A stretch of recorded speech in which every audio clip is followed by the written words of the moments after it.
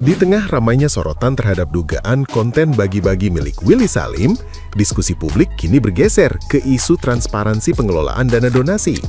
Seorang netizen yang budiman dengan akun @swansleonor ikut mengulas persoalan ini dengan sudut pandang yang lebih teknis dan edukatif.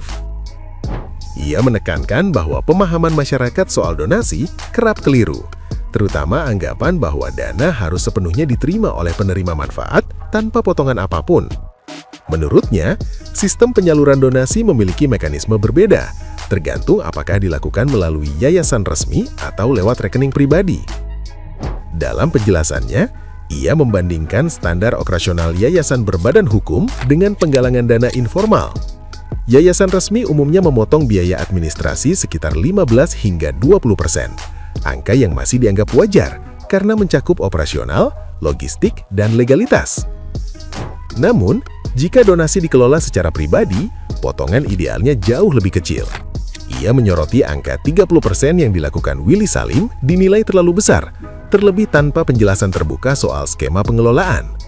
Kritik ini diarahkan agar publik lebih kritis dan memastikan bahwa porsi terbesar dana tetap sampai kepada mereka yang membutuhkan.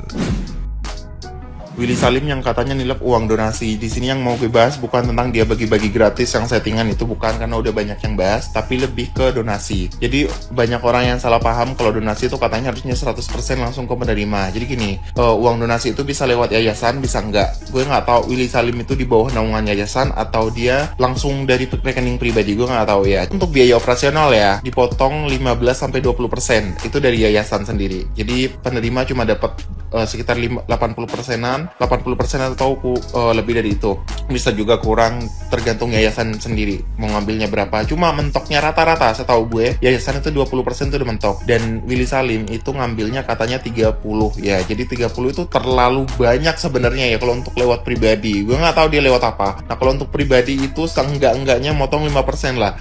Untuk biaya operasional mungkin harus bayar ke sana, ataupun misal berbentuk ngasih barang ke sana gitu, sembako. Nah, berarti harus ke sana dong, bayar transport dan lain-lain gitu tuh, berarti kepotongnya seenggak-enggaknya 5% lah. Berarti penerima harusnya dapat 95% kan. Nah, di sini kan Willy Salim nggak pakai nggak tahu, dia nggak ngasih penjelasan dia lewat yayasan atau enggak gitu. Cuma kalau yayasan sendiri itu harus ada aktor notaris, nggak bisa langsung tiba-tiba yayasan tuh jadi gitu.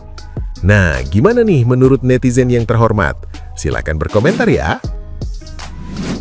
Wadidaw, nah ada informasi terbaru lagi guys mengenai Willy Salim. Diduga Willy Salim menilep uang donasi guys. Willy Salim memotong 30% dari keseluruhan hasil donasi. Coba kalian bayangkan, Willy Salim kemarin dapatnya berapa? 2M. 2M berarti Willy Salim mendapatkan 600 juta guys dari bencana Sumatera tersebut, dari hasil donasi masyarakat Indonesia melalui dirinya. Sudah Miss Gosip duga, Miss Gosip kirain tulus, ternyata full. Semuanya itu adalah bisnis yang diputar-putar, yang dikelola-kelola oleh seorang Willy Salim. Nah, siapa yang masih kalian agung-agungkan menjadi seorang yang paling donatur? Ternyata itu bisnis yang dikelola. Sampai hari ini Miss Gosip nggak lupa dengan pernyataan Willy Salim yang mengatakan dirinya mendapatkan uang tanpa mengeluarkan uang. Ya gini, contohnya gini ya, nilep uang donasi, Masya Allah, Subhanallah. Waduh, meledak gak tuh, dibawa sampai akhirat ya. Kasihan loh, seharusnya masyarakat Indonesia ya memberikan donasi ke korban bencana alam, ya malah dipotong pajak sama Willy Salim. 30% lo besar lo guys. Wadidaw. Settingan lagi. Aduh ya. lihat podcastnya Densu, ternyata konten-kontennya Willy Salim itu semuanya settingan. Gila, masa sih seorang Willy Salim punya uang banyak gampang sekali ngasih ke orang-orang gitu ya kan, apalagi yang ngasih dia 100 juta sama anak sekolah itu kan, kok semudah itu dapetin uang 100 juta gitu ya, nggak logika gitu ya. Ada lagi yang rendang hilang satu kuali besar ngambil katanya satu kampung, semuanya itu settingan. Yang jadi korbannya ya penontonnya lah. Masyarakat Indonesia di prank semuanya ya. Aduh, nggak tahu lagi mau ngomong apa ya. Aduh, aku rasa bukan Willy Salim aja, banyak mungkin konten-konten kreator besar yang flexing ngasih uang itu semuanya settingan ya. Masa sih zaman sekarang yang sulit sekali cari uang, gampang banget ngambur-ngamburin uang gitu banget ya kan. Kalau Haisar kali sih aku percaya lah ya. Willy Salim ya, konten Willy Salim yang dibilang settingan di podcast Densu. Ya, jadi begini ya, saya ingin curhat, sharing tentang Willy Salim ini. Ya, pertama, Willy Salim ini kan dia Cindo ya, Cina. Jadi bukan Indonesia murni, keturunan Cina Indonesia, Cindo yang saya baca. Ya, nah biasanya orang-orang Cina seperti Willy Salim, seperti Ahok, seperti Densu itu pandai dia. Mereka pandai melihat peluang gitu loh. Mereka pandai mencari cuan, mencari uang di Indonesia. Orang-orang Cindo ini seperti Willy Salim ini.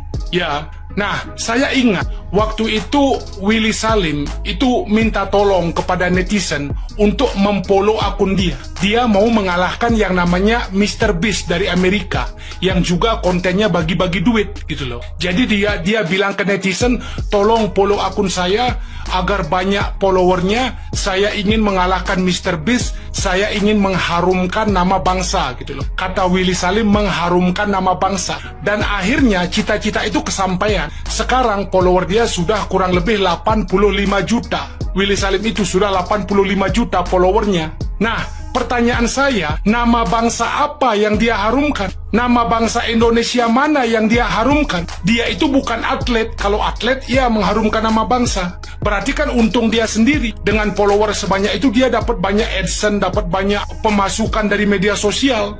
Nah, yang diharumkan nama bangsa itu bagian mananya? Kalau saya pribadi, saya nggak melihat nama bangsa mana. Itu kan hanya antara dia dengan Mr. Beast itu. Terus yang mengharumkan nama bangsanya bagian mana? Nggak ada yang saya lihat. Beda dengan misalnya yang di Indosiar itu acara April Cirebon ya. Nah, kalau April itu kan minta bantuan warga Cirebon, ikut polling SMS dia. Nah, kemudian warga Cirebon polling, seandainya April menang, maka April mengharumkan nama Cirebon. Itu masuk akal. Nah, si Willy Salim ini mengharumkan nama bangsa Indonesia itu bagian mana? Hanya untuk menguntungkan diri dia sendiri, followernya banyak di media sosial, dapat untung. Yang sekarang belakangan ketahuan ada beberapa konten yang settingan. Ya, ambisi dia saja. Ya, jadi harapan saya untuk masyarakat Indonesia, kita lebih cerdas gitu loh. Ya. Willy Salim klarifikasi tuduhan konten berbagi yang disebut netizen settingan. Oke, ini juga akhir-akhir ini sempat ramai lagi nih soal konten berbagi yang diduga itu settingan. Nah, ini adalah salah satu postingannya Willy Salim nih untuk menanggapi isu ini. Aku jarang menanggapi isu, tapi karena ini sudah jadi konsumsi publik, aku merasa perlu meluruskan beberapa hal dengan kepala dingin. Dalam dunia konten, ada yang namanya storytelling, dramatization, dan reenactment. Itu adalah format hiburan untuk menyampaikan cerita, bukan niat untuk menipu atau merugikan siapapun. Satu prinsip yang aku pegang, aku tidak pernah berniat membohongi soal hadiah atau merugikan orang lain. Kalau dalam perjalanan ada perbedaan antara yang disampaikan di konten dan yang terjadi di lapangan, itu jadi bahan evaluasi buat aku. Konten yang banyak dibahas merupakan konten di tahun 2023 dan itu bagian dari proses belajar aku. Aku terbuka terhadap kritik, tidak boleh dilewati. Ketika kritik berubah menjadi doxing, penyebaran data pribadi atau tindakan nyata yang mendatangi rumah seseorang hingga membuat orang merasa terancam dan tidak aman di ruang hidupnya sendiri, itu sudah membahayakan orang lain. Beberapa tahun terakhir, fokus aku berkarya adalah menghibur sekaligus memberikan dampak positif. Lewat konten sosial, Aku memilih fokus berkarya dan melanjutkan hal-hal yang bermanfaat. Untuk hal-hal yang bersifat sensitif, aku mengikuti proses yang berlaku secara profesional. Oke, jadi itu adalah klarifikasi atau postingan dari Willy Salim. Kalau dari apa yang dia sampaikan gitu ya, gue nangkep sih juga cukup terganggu nih. Dia merasa ya ini adalah proses belajarnya dia gitu loh. Dan kebanyakan konten-konten yang dibahas itu konten-konten yang zaman dulu. Dan dia ngerasa ini tuh bukan lagi sebuah kritik gitu loh. Udah mengarah ke doxing, pastinya mengganggu dia gitu. Ya kalau menurut gue pribadi sih ini resiko dari pembuatan konten sejenis ini. Semuanya punya resiko, kita tahu gitu kan. Kalau lu ambil itu, semuanya harus lu ambil, termasuk resiko seperti ininya. Dan lu tidak bisa menyalahkan siapapun.